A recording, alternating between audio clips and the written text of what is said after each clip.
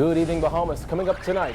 Another PLP MP blasts F&M leader Dr. Hubert Minnis. That story straight ahead.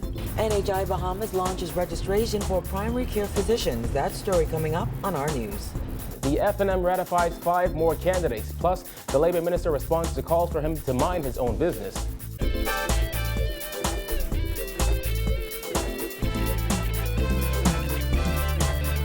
Welcome to our news and thanks for joining us. I'm Kyle Joaquin. Topping news tonight, Agriculture Minister V. Alfred Gray has accused Free National Movement leader Dr. Hubert Minnis of single-handedly destroying the F&M. This after Minnis called the Progressive Liberal Party desperate for welcoming former F&M members. Gray says since Minnis became leader nearly 5 years ago, the F&M has been plagued with one issue after another, and it is causing Minnis mental pain. Jasmine Brown reports. Gray says no matter how Dr. Minnis tries to spin the story, the F&M is a weakened party, and he says that's prompting F&Ms to leave the party. Mr. Minnis must be credited with having destroyed the F&M. The F&M today is not the F&M of yesterday, and he must take the credit for having destroyed it, and I think he ought to be having a party for himself because he has overseen the greatest destruction of a political party in the history of politics. Gray was responding to the F&M leader's recent criticisms of the PLP.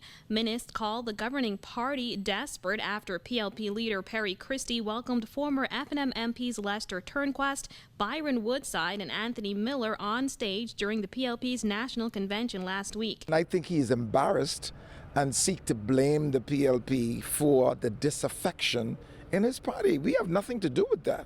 We were happy that these people joined us and wait to tell them keep on looking because they're coming over every day. Gray added that if Minnis knew how to properly run a party, his formerly avid supporters would not be jumping ship at record pace. He may need to take an introspective look at his leadership and the destruction he has brought to the F&M. Prime Minister Christie has labeled Minnis a minor player in Parliament. Gray agreed but went further, insisting Minnis is a loner in his own party. There's no original F&M around him, none.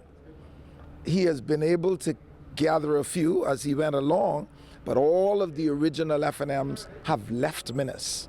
He is alone out there, and that's what's causing him mental pain. But ain't much we can do about that. I wish him well, though. Reporting for our news, I'm Jasmine Brown. Well, Gray's comments come one day after the F&M ratified 5 new candidates, including former chairman Michael Pintard, who resigned 10 months ago after being embroiled in the controversy surrounding Canadian fashion designer Peter Nygaard and his billionaire neighbor Louis Bacon. Pintard advised his party against neglecting former F&Ms or the Rebel 7, insisting those people are needed. They too deserve us reaching out every day, directly and indirectly, to let them know that they are valued, that they are respected, that we need them. We are in opposition because our numbers are less, and so we can't afford to lose anyone. Less than a year after he resigned over his role in reportedly uncovering an alleged murder plot, former F&M chairman Michael Pintard received the party's nomination for Marcos City last night. Pintard said he stepped down to ensure the F&M was not distracted from defeating what he labeled an incompetent and unethical government. However, he told a packed room of F&M supporters last night his decision to run is for the people of Grand Bahama. Give us an opportunity to work tirelessly on your behalf, because we are not doing this simply as a vocation, as an occupation. We are doing this because we love this country and we have your best interests at heart. The party also ratified 4 other candidates last night, including attorney and former Defense Force Marine Darren Henfield for the North Abaco constituency, Hank Johnson for Central and South Eleuthera, and Howard Mackey for North Eleuthera. That it is ungodly that you have failed to open our mini hospital complex, built in Abaco during the last F&M administration. And we know you seek to use it as an election ploy. The need that I now feel for this country, and in particular North Eleuthera, now drives me to make this move to make our conditions better. We can do better. And the way to do it, ladies and gentlemen, is to get rid of Perry Christie and the Progressive Liberal Party.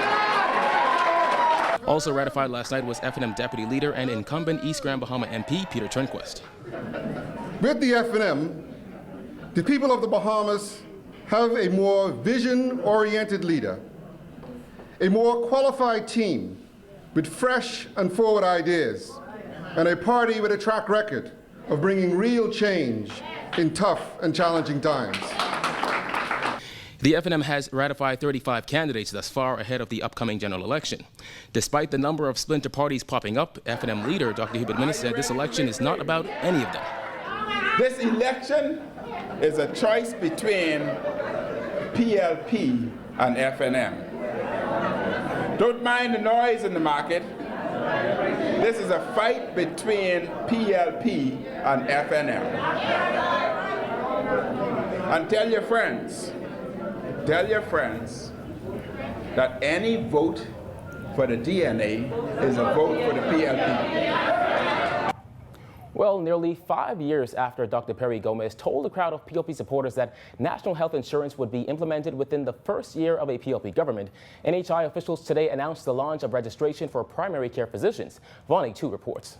Even as local physicians express concern over certain aspects of national health insurance today, NHI Bahamas launched the registration process for primary care physicians, marking the second phase of NHI enrollment.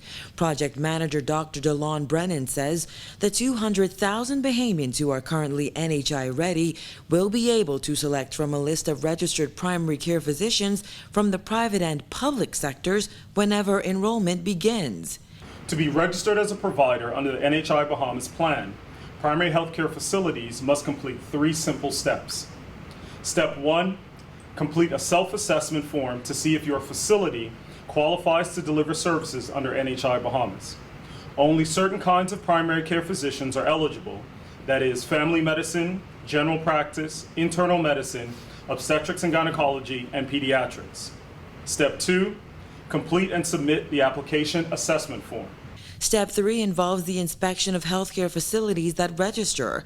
Brennan says it is in physicians' best interest to be a part of what he called an historic and life-changing program. The sooner you're involved, the sooner you'll be in the database of our primary care providers, and that will allow our beneficiaries to be able to choose you. Today's launch comes 3 months after Health Minister Dr. Perry Gomez revealed that the rollout of primary care services under NHI would likely incur a slight delay.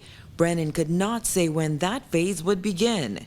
So we don't have a time frame because we are dependent upon making sure that our providers are provided with the information that they need and that they then sign on as registered providers. We do know, given the providers we've had an opportunity to interact with, many of them are enthusiastic about getting that started. It's evidenced by people coming in and saying they're being supportive of the program. So we are assured that this process will happen in a timely manner. Ahead of the 2012 general election, Gomez said NHI would be implemented within the PLP government's first year. However, nearly 5 years later, many questions linger, including a clear timeline for implementation and how government intends to fund it.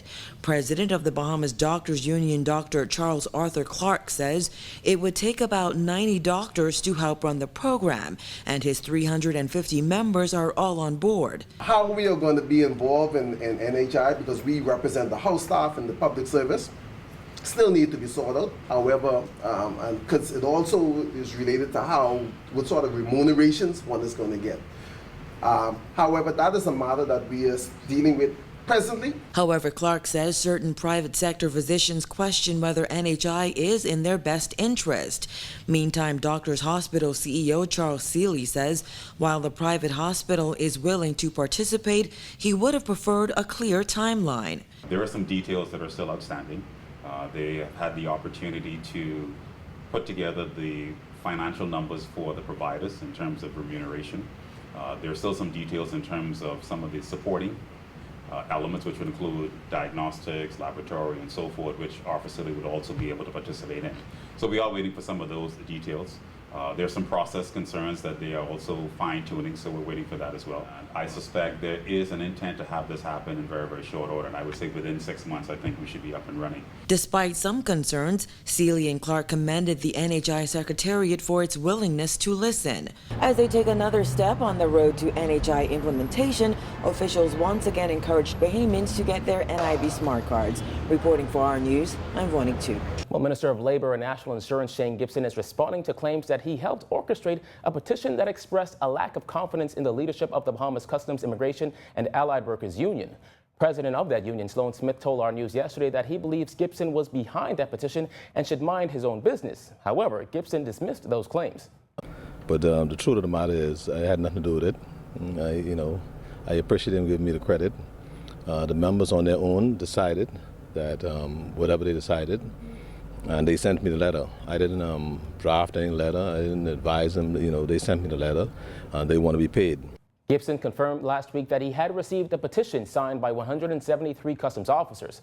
However, Smith called on Prime Minister Perry Christie to intervene and insisted the matter is now above Gibson's pay grade. Well, the labor minister says he has no problem with that. I have no problem in saying that the Prime Minister, my boss, is my boss, and everything that I can't get completed, then it must be referred to him. So it is above my pay grade, because he doesn't want to negotiate with me. He told you that. He told you he want to go to the Prime Minister. So if he says he want to go to the Prime Minister, why should I stand in his way? The Prime Minister is my boss. I welcome that. And so I concede at this stage it's above my pay grade because I'm unable to deliver.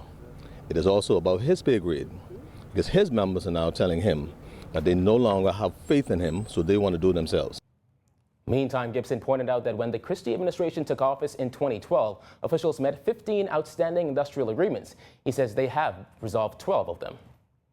Still to come on our news, the Prime Minister dismisses claims of terrorists in the Bahamas. Plus, MPs prepare to debate the Freedom of Information bill, so stay tuned.